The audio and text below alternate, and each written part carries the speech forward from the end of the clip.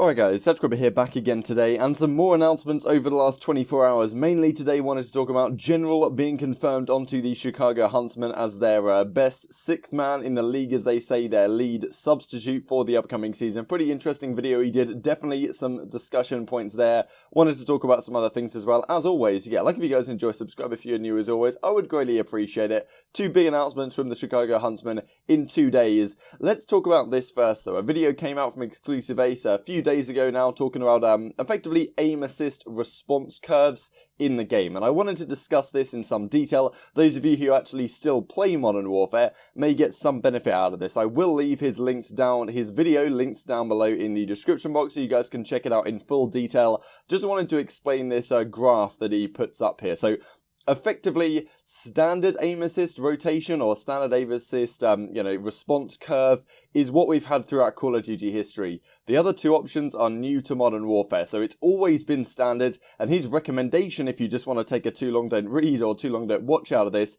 is to use standard, because that is what we're used to in Call of Duty, and but there are two other options. Linear, I don't want to discuss too much. Effectively, the difference between rotation speed and thumbstick movement is, for example, if you guys play anything like with the mouse and keyboard on, computer, you will play on linear most likely, and you will deactivate your mouse acceleration. What linear means is if you move your mouse, I don't know, 20 centimeters or something from left to right, if you do that quickly or if you do that slowly, if it's linear, then you will move the same amount. However, with the thumbstick, obviously it's a different standard of rotation. So pretty much what this line means is if you move your thumbstick a little bit, your rotation speed will actually be slower than that little bit, which gives you a hell of a lot, really good, small, precise movements that you can do at range.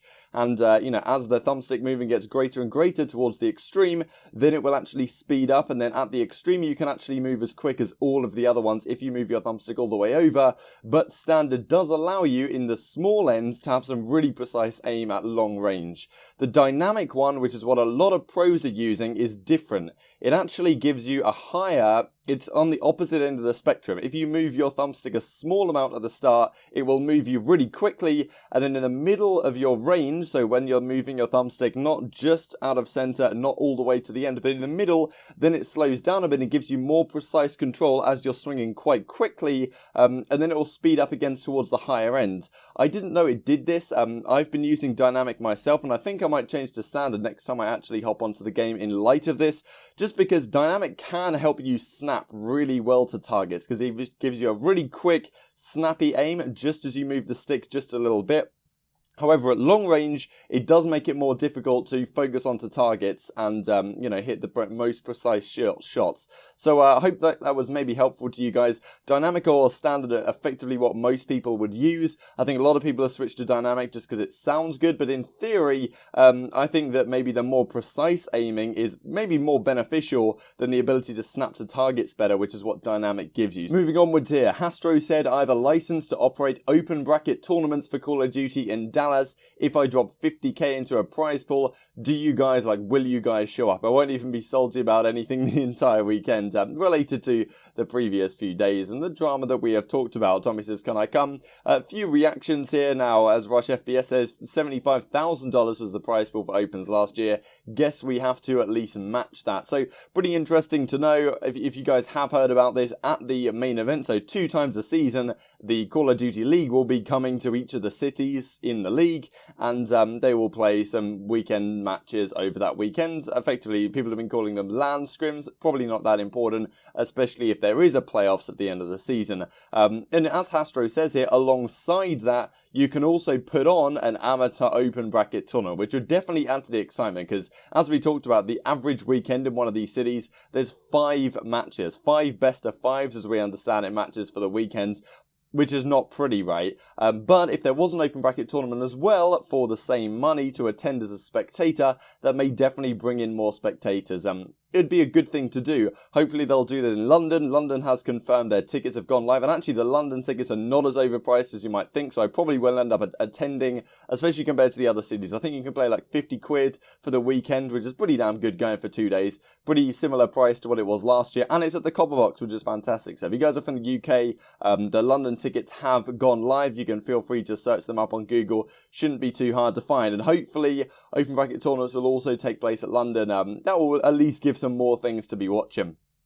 Interesting question here from Justin Silly Fargo. We did talk about this yesterday. Would you rather be on the path to pro team and try to win, or not play and collect $50,000? Now, I ticked this just if I was in the position of an actual player that had a decent chance of getting on a substitute bench. I think obviously everyone in my skill level, and most of you guys in the comment section below would think, I mean, if I had the option, I'll just collect the free 50 grand, because I'm not obviously a player of a talent that could win a Path to Pro tournament and go through that avenue. However, if I was in that position, I probably would err on the side of actually playing. The issue is with sitting on a roster, being a substitute and trying to have impact, is that even if you want to be substituted into the main roster, how are you going to practice? Because if you don't have an amateur team that you can fall back on and play alongside, which you won't if your roster and organization doesn't have an academy, then how are you actually going to practice? All the players that you might be able to play alongside, they'll instead be playing in the Path to Pro amateur bracket with their own team of players who can do that, and you'll just be sitting there collecting a paycheck, not even being able to practice, because you can't practice with your main team because they're practicing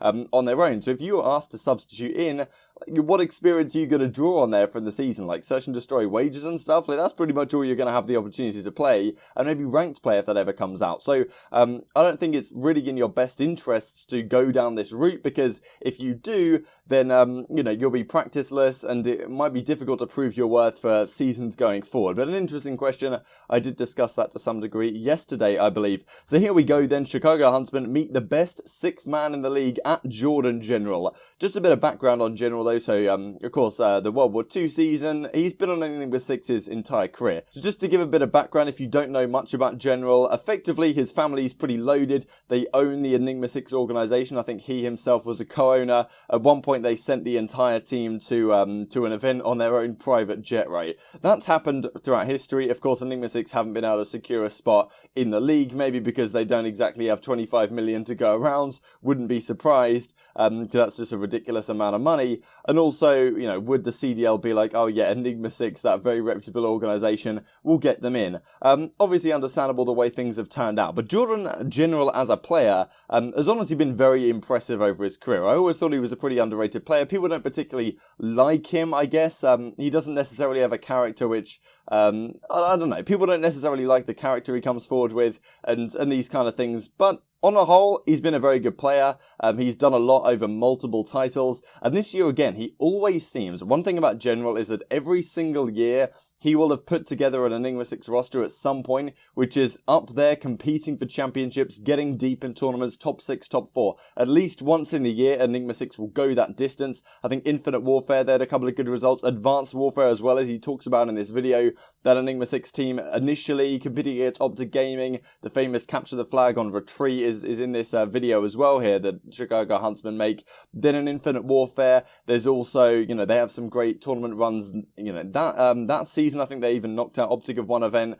And then later, World War II, Black Ops 4 especially, they had some good results as well. And right at the end of the season, of course, Jordan General, alongside the rest of his guys on Enigma 6, did end up coming fourth at the World Championship. A very impressive result. And what he talks about in quite some depth here, and it's pretty interesting looking at the players that he's picked up and he's, I guess, scouted outright throughout his career.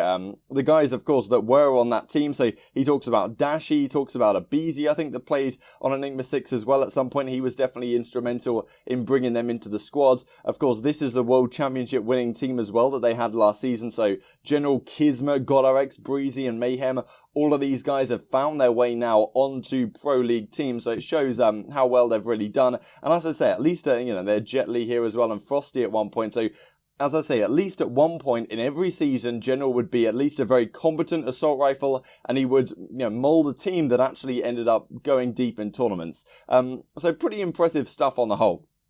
Interesting though to get him as a substitute. He's a very driven guy, as you can tell from the latter half of this video here. I'll leave it linked down below as always. You guys can see that he really wants to be a starting player on this roster. He doesn't want to be a guy that's just sitting on the bench collecting a paycheck. He wants to do it all to become on the starting roster for this team. That's going to be a challenge, right? You've got Gunless, you've got Scump, you've got Formwell, you've got Arcides, you've got Envoy.